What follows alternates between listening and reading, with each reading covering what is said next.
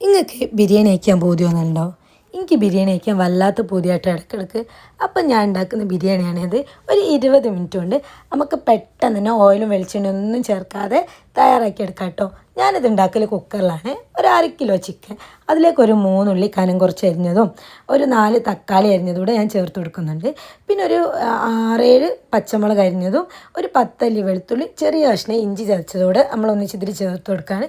പിന്നെ ഒരു 1/4 കപ്പ് തൈരും ആവശ്യത്തിന് ഉപ്പും. പിന്നെ ഒരുപാട് മസാലപ്പൊടികളൊന്നും നമ്മളിതിൽ ചേർക്കുന്നില്ല കേട്ടോ. വെറും 2 മസാലപ്പൊടി മാത്രമേ ഉള്ളൂ. ഒരു 1/2 സ്പൂൺ മഞ്ഞൾപ്പൊടിയും ഒരു 1/2 സ്പൂൺ ബിരിയാണി മസാലയോട് നമ്മൾ ചേർത്ത് കൊടുക്കുക. എന്നിട്ട് കൈ വെച്ച് നല്ലതുപോലെ കുഴച്ചെടുക്കുക. എൻ്റെ ഭാഷയിൽ പറഞ്ഞാൽ നല്ലോണം ഞമണ്ടി അങ്ങോട്ട് കുഴയ്ക്കുക. ഇത് കുഴച്ചെടുത്തിട്ട് നമ്മളിതിലേക്ക് പിന്നെ ഒരു 1/2 സ്പൂൺ വിനാഗിരിയോടെ ചേർത്ത് കൊടുക്കുന്നുണ്ട്. പിന്നെ എരിവ് ഇഷ്ടമുള്ളവർക്ക്, എനിക്ക് ഭയങ്കര ഇഷ്ടമാണ്, അപ്പം ഞാൻ അതിലേക്ക് ഒരു 2 സ്പൂൺ കുരുമുളക് പൊടിച്ചതുകൂടെ ചേർക്കുന്നുണ്ട്. ഇതും ചേർത്ത് ഒന്ന് മിക്സാക്കി വെക്കൊന്നും വേണ്ട കേട്ടോ. അപ്പം തന്നെ നമുക്ക് ഒരു വിസിൽ വരുത്താം. കുക്കർ അടച്ച് വെച്ചിട്ട് നമുക്ക് ഒരൊറ്റ വിസിൽ വരുന്നവരെ വെയിറ്റ് ചെയ്യുക. ആ വിസിൽ വന്നു കഴിഞ്ഞാൽ വീണ്ടും ഒരു 2 മിനിറ്റ് അവിടെ നിന്നോട്ട് കേട്ടോ. അത് കഴിഞ്ഞിട്ട് നമുക്ക് ആ വിസിൽ പോക്കാം.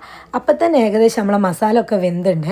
ഇത് നല്ലതുപോലെ ഇളക്കി യോജിപ്പിച്ച് ഉപ്പൊക്കെ പോരെങ്കിൽ ഉപ്പൊക്കെ ചേർത്ത് കൊടുക്കണേ. പിന്നെ നമ്മൾ വെള്ളമാണ് ചേർക്കുന്നത്, പ്രത്യേകം ശ്രദ്ധിക്കണം. ഞാൻ 2.5 കപ്പ് അരിക്ക് 3.5 കപ്പ് വെള്ളം മാത്രമാണ് ചേർക്കുന്നത്.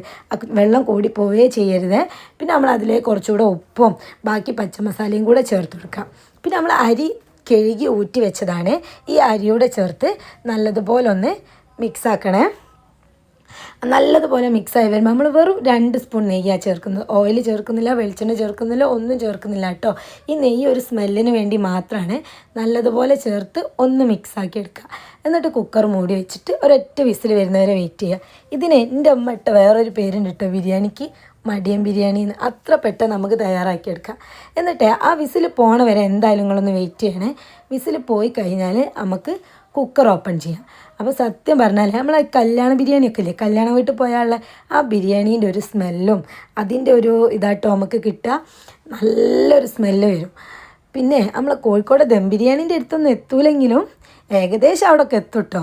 നല്ല ടേസ്റ്റാണ്. നിങ്ങളൊന്ന് ട്രൈ ചെയ്ത് നോക്കി. നിങ്ങൾ ട്രൈ ചെയ്തിട്ട് ഇതിൻ്റെ അഭിപ്രായം എൻ്റെ കമൻറ്റ് ബോക്സിൽ വന്ന് എന്തായാലും കമൻറ്റ് ചെയ്യണം കേട്ടോ. നല്ല ചൂടോടെ കഴിക്കാൻ അടിപൊളി ടേസ്റ്റാണ്.